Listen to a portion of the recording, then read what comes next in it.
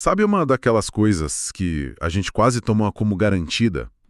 Pegar um trem, sei lá, de Paris para Bruxelas. A única coisa que muda é a língua dos anúncios na estação. Você simplesmente vai, sem cabine de fronteira, sem carimbo, ninguém pedindo seu passaporte. Parece tão simples quanto ir de um bairro para o outro. É a grande promessa da cidadania europeia em ação, né? Exato. É a liberdade na prática. Só que acontece que por trás dessa simplicidade toda, existe uma teia de regras, de exceções, de detalhes que podem transformar uma viagem tranquila num problemão. Pois é. E é exatamente nisso que a gente vai mergulhar hoje. Temos em mãos um guia oficial da União Europeia sobre documentos de viagem e a nossa missão é desvendar as regras do jogo. Certo. Vamos entender o que é preciso para viajar sem dor de cabeça pela UE, pelo espaço Schengen, mas também descobrir quando é que aquelas fronteiras que pareciam ter desaparecido, de repente, reaparecem. Exatamente. O princípio é a liberdade, mas a realidade tá nos detalhes. Esse guia é fascinante por isso, ele mostra esse equilíbrio, sabe? Entre o ideal da livre circulação e a necessidade de segurança. É um mapa para o viajante, então. É um mapa. E para organizar a nossa conversa, a gente pode pensar em 3 grandes partes. Primeiro, a regra de ouro, o cenário ideal de viajar em Schengen. Ok. Depois a gente vai para o que mais interessa, as exceções, os casos especiais, as situações em que os controles voltam com tudo. Ah, boa. E por fim, a gente explora um benefício incrível, que eu diria que é quase um superpoder que os cidadãos da UE têm quando viajam para fora de casa. Perfeito. Então, vamos começar pelo começo. Qual é a regra básica, o ponto de partida para qualquer cidadão da UE que quer arrumar as malas? A base de tudo que possibilita aquela viagem de trem sem interrupção é bem direta. Um cidadão de qualquer um dos 27 países da UE e também de associados como Islândia, Noruega, Suíça, Certo. pode viajar por todo esse território usando só um documento de identidade nacional ou um passaporte válido. E aqui já tem um ponto que o material destaca e que parece óbvio, mas é a armadilha clássica, né? Com certeza. O documento precisa estar válido. Não é vencer na semana que vem. Se ele venceu ontem, a viagem pode acabar ali mesmo. Exato. E outra coisa que me chamou a atenção, a regra para crianças. Não é só levar o documento dos pais, certo? Não, de jeito nenhum. Cada criança, até mesmo um bebê, precisa do seu próprio passaporte ou documento de identidade individual. Nossa! É. E o que torna isso possível, essa fluidez toda, é o conceito do espaço Schengen. A maioria desses países concordou em abolir os controles nas suas fronteiras internas. Isso, assim, foi uma mudança monumental na Europa. Imagino. Para gerações mais antigas, a ideia de cruzar da Alemanha para a França sem parar era ficção científica. Hoje, é a norma. Em condições normais, ninguém vai te pedir documento para cruzar a fronteira por terra. Em condições normais. Essa é a parte que me deixa curioso. É. Porque a gente sabe que o mundo nem sempre opera em condições normais, né? E é aí que a conversa fica mais complexa. E é aí que o guia se torna essencial. Essa ausência de controle não é um direito absoluto, sabe? Irrevogável. É uma convenção que pode ser suspensa. Suspensa como? O guia explica que, em circunstâncias extraordinárias, qualquer país de Schengen pode reintroduzir temporariamente os controles nas suas fronteiras. E aqui é que a coisa fica realmente interessante. O que seriam exatamente essas circunstâncias extraordinárias? Não deve ser por qualquer coisinha, não mesmo? Não mesmo. O texto fala em ameaça grave à ordem pública ou à segurança nacional. Pense em grandes eventos, tipo uma cúpula de líderes mundiais que exige segurança máxima, uma ameaça terrorista específica ou até uma crise sanitária, como a gente viu não faz muito tempo. Certo. Nessas situações, um país pode avisar a Comissão Europeia e dizer: olha, preciso reativar minhas fronteiras por um tempo. E para o viajante, o que isso significa na prática? De repente, aquela fronteira que era só uma linha no mapa vira um ponto de controle real, com polícia e tudo. Vira. A regra muda completamente. Passa a ser obrigatório apresentar um passaporte ou documento de identidade válido para cruzar. Aquela viagem de trem despreocupada pode ter uma parada bem inesperada, então. Exatamente. E olha, não se trata só de situações temporárias. Existem exceções permanentes dentro da própria União Europeia. Ah, é? Sim, o guia destaca 2 países onde apresentar documentos é sempre a regra: Irlanda e Chipre. Irlanda e Chipre. Mas eles são da UE. Por que são diferentes? Por que não entraram no acordo completo? Se a gente conecta isso com o panorama geral, são decisões estratégicas, históricas.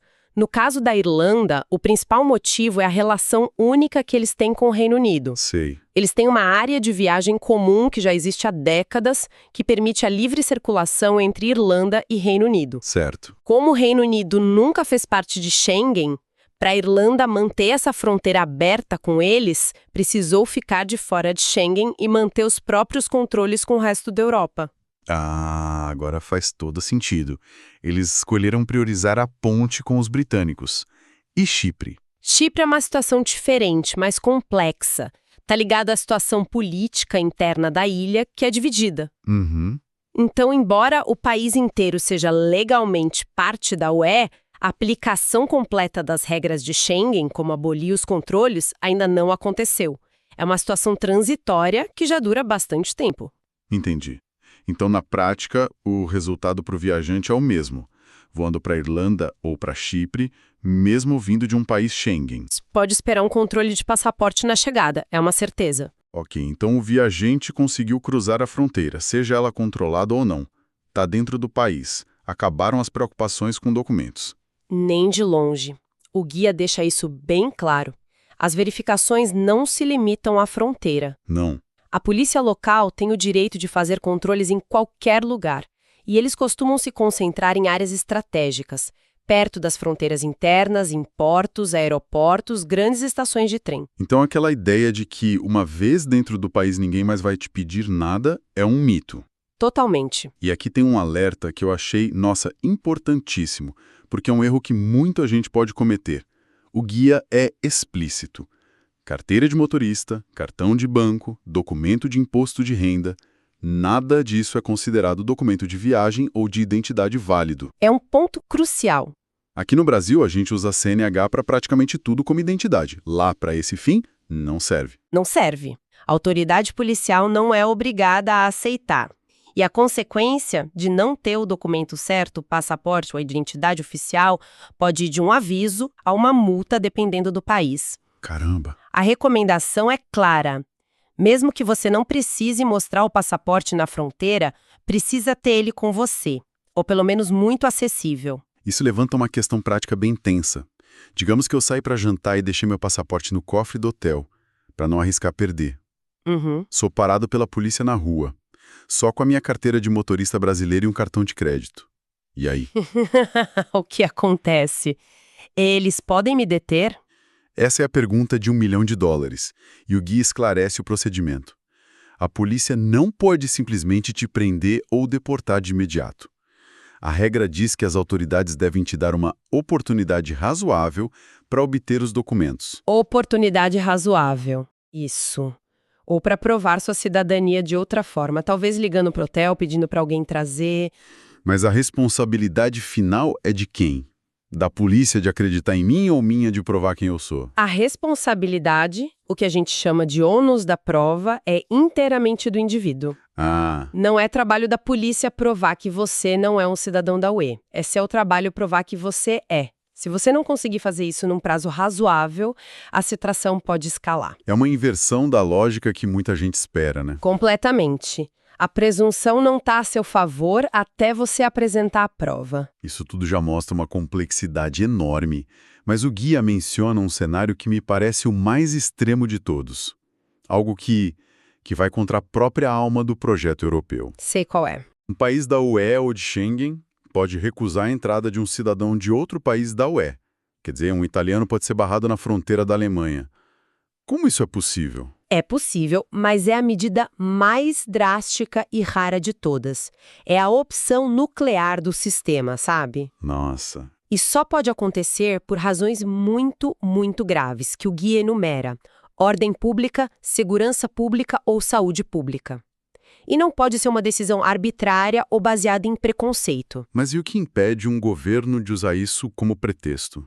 Essa definição de segurança pública não pode ser meio elástica? É aí que entram as salvaguardas. As autoridades do país que está barrando a entrada precisam provar que a pessoa representa uma ameaça real, presente e suficientemente grave. Real, presente e grave. Exato, não pode ser por causa de uma condenação criminal de 10 anos atrás que não tem mais relevância. A ameaça tem que ser atual. Por exemplo, alguém que está ativamente envolvido num grupo extremista e viaja para participar de um protesto violento. E se a pessoa se encontra nessa situação, quais são os direitos dela? Ela é simplesmente mandada de volta e pronto? Absolutamente não. O processo é muito claro. A decisão de recusa de entrada precisa ser comunicada por escrito. Por escrito? Sim. E esse documento tem que detalhar todos os motivos da recusa e, o mais importante, explicar como e em que prazo a pessoa pode recorrer da decisão. Isso garante o direito à defesa. Mesmo na situação mais extrema, o Estado de Direito prevalece. Ok. Essa dinâmica toda dentro do bloco já é cheia de nuances. Mas a cidadania europeia também muda o jogo quando a viagem é para fora, certo? Muda completamente. Acho que é aí que a coisa fica ainda mais interessante. Porque a gente sai do espaço comum e entra no resto do mundo. Exatamente. Quando um cidadão da UE viaja para um país fora do bloco, as regras básicas são as que todo mundo conhece. Precisa de um passaporte válido e, dependendo do destino, de um visto. Tailândia, Japão, Estados Unidos, cada um com suas regras. Isso, cada um com suas regras. Mas aqui entra o que você chamou de superpoder. Um benefício que o guia destaca e que eu acho que muita gente não conhece: a proteção consular. É um dos benefícios mais tangíveis e, assim, impressionantes da cidadania europeia. A premissa é a seguinte: imagina que você é cidadão de Portugal e está viajando de mochila às costas pelo Nepal. Ok. Seu passaporte é roubado, junto com todo o seu dinheiro. Você procura uma embaixada ou consulado português e descobre que não existe um no Nepal. O que você faz? Nossa, seria o início de um pesadelo burocrático. Teria que ligar para a embaixada mais próxima, que talvez fique na Índia, e tentar resolver tudo à distância. Exato. Mas como cidadão da UE, você pode simplesmente caminhar até a embaixada da Alemanha, da França, da Espanha, da Suécia, de qualquer outro país da UE que esteja presente em Katmandu. Sério. E eles têm o dever de te ajudar nas mesmas condições que ajudariam um cidadão do próprio país. Isso é incrível. Então não é um favor, é uma obrigação. É um direito seu. Eles podem te ajudar em situações de emergência, como um acidente grave, uma doença, ou, no caso do passaporte roubado, eles podem emitir um documento de viagem de emergência. Documento provisório. Isso, um documento provisório, válido para uma única viagem de volta para casa. É uma rede de segurança diplomática gigantesca. De repente, você não tem só a representação do seu país, tem potencialmente 26 outras que podem te socorrer. Uau! Isso é a cidadania europeia em ação a milhares de quilômetros de casa. Exatamente. Depois de analisar tudo isso, fica claro que a liberdade de circulação na Europa é muito real, mas definitivamente não é incondicional.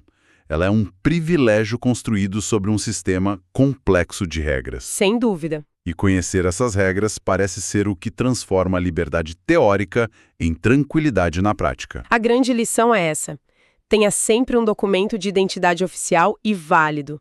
Entenda que as fronteiras abertas são a norma, mas exceções existem e podem aparecer sem aviso. Certo. E saiba que, mesmo dentro do país, você tem a responsabilidade de provar quem é. E talvez o mais importante, entender os próprios direitos. Saber como agir se for parado pela polícia, conhecer o processo numa situação extrema de recusa de entrada e, claro, lembrar desse superpoder da proteção consular quando estiver longe de casa. É o que diferencia um turista de um viajante bem preparado. Exato. E todo esse sistema, como a gente viu, se baseia num equilíbrio constante. É uma tensão entre a liberdade de movimento do indivíduo, que é um pilar da UE, e a necessidade de segurança coletiva dos Estados. O guia é um retrato desse equilíbrio. As fronteiras podem ser reativadas em circunstâncias extraordinárias por razões de segurança nacional. O que nos deixa como uma reflexão para o futuro, não é? Exatamente, fica a reflexão. Num mundo cada vez mais instável, com novas crises surgindo, sejam elas sanitárias, climáticas ou geopolíticas, como a definição de circunstâncias extraordinárias pode se transformar? Boa pergunta. O que será considerado uma ameaça à segurança nacional daqui a 5 ou 10 anos? Essa definição e a forma como ela for aplicada é o que vai determinar se a liberdade de circulação que hoje parece tão sólida vai continuar sendo a regra ou se aos poucos pode se tornar exceção. É a grande questão que vai moldar o futuro das viagens na Europa.